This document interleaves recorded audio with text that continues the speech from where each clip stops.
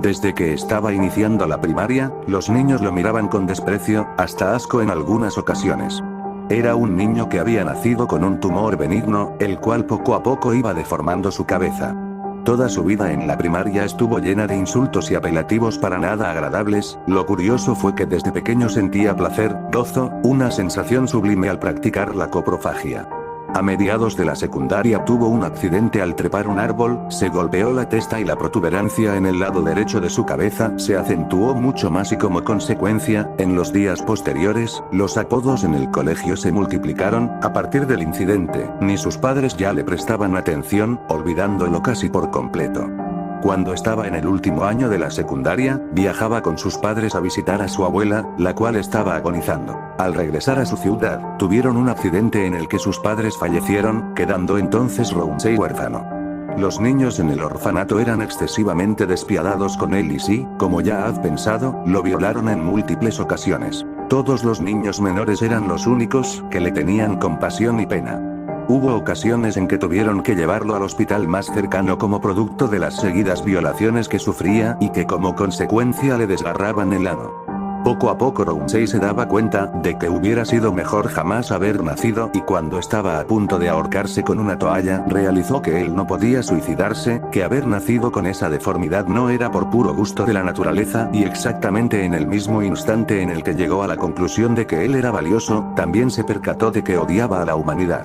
Al llegar el amanecer con los primeros rayos del sol, Rounsei y los demás huérfanos se vistieron e iniciaron con la rutina diaria, se prepararon para desayunar y fueron al colegio.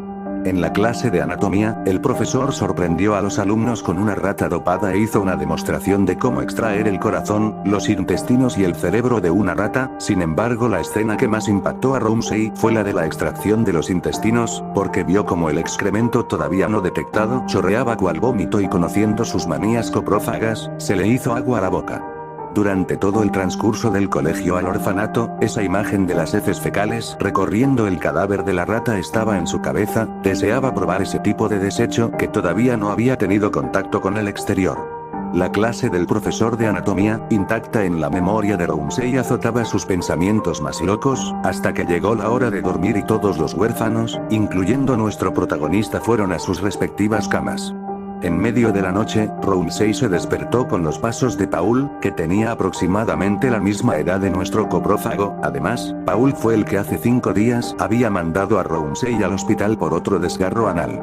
Paul ya estaba en el baño más de 15 minutos, a lo que nuestro deforme amigo supuso que estaba masturbándose o defecando. Esta última palabra cayó como un rayo en la memoria de Rounsei. Sin perder tiempo fue a la cocina de puntillas, cogió el cuchillo que pensó era el más afilado y se dirigió al baño. Esperó en la puerta unos 10 minutos más hasta que Paul salga de los servicios higiénicos y cuando este lo hizo, Rounsei, amenazándolo con el cuchillo, reparó que guardara silencio e hizo una incisión con el arma en la zona izquierda del cuello de su víctima. Al poco rato Paul yacía muerto desangrado. Rounsei se dirigió al inodoro y todavía estaban las heces ahí, puso al cadáver en posición de cuadrúpedo, extrajo el excremento del retrete e introdujo el medio kilo de deposición fecal en el ano de Paul. Todavía no se sentía a gusto y al oler sus manos colmadas de estiércol sintió que algo se erectaba entre sus piernas. Sí, amigos míos, también era coprofílico.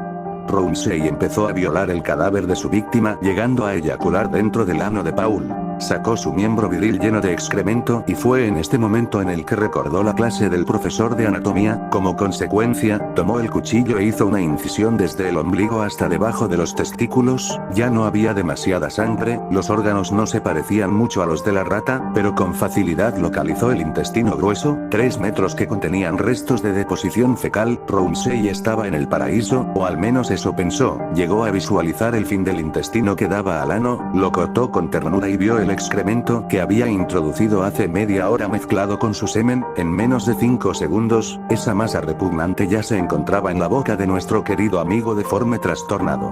Al fin Rounsei estaba satisfecho. Ahora sí puedo morir feliz, pensó. Notó que ya eran las 4:30 de la madrugada, no le importó y se quedó dormido junto al cadáver. Rounsei abrió los ojos y se vio atado a una cama. Todos los demás huérfanos tenían un cuchillo en la mano. Cuando se aseguraron de que Rounsei esté consciente hicieron una fila. Eran 37 adoptivos. Cada uno pasaba, le hacía un corte y se iba, quién sabe a dónde. Y así fueron 13 cortes en el pecho, 20 dedos amputados, lo castraron, le extirparon las 2 orejas, pero faltaba un niño, tenía miedo, miraba a Ramsey con pena, hasta que alguien dijo: mira lo que le hizo a tu hermano. Entonces el niño dirigió la mirada a una esquina de la habitación, efectivamente, ahí estaba el cadáver de Paul. Meditó por un momento, suspiró muy profundamente y luego de un par de minutos empezó a cercenar la zona abdominal de Ramsey, desde el ombligo hasta debajo de los testículos.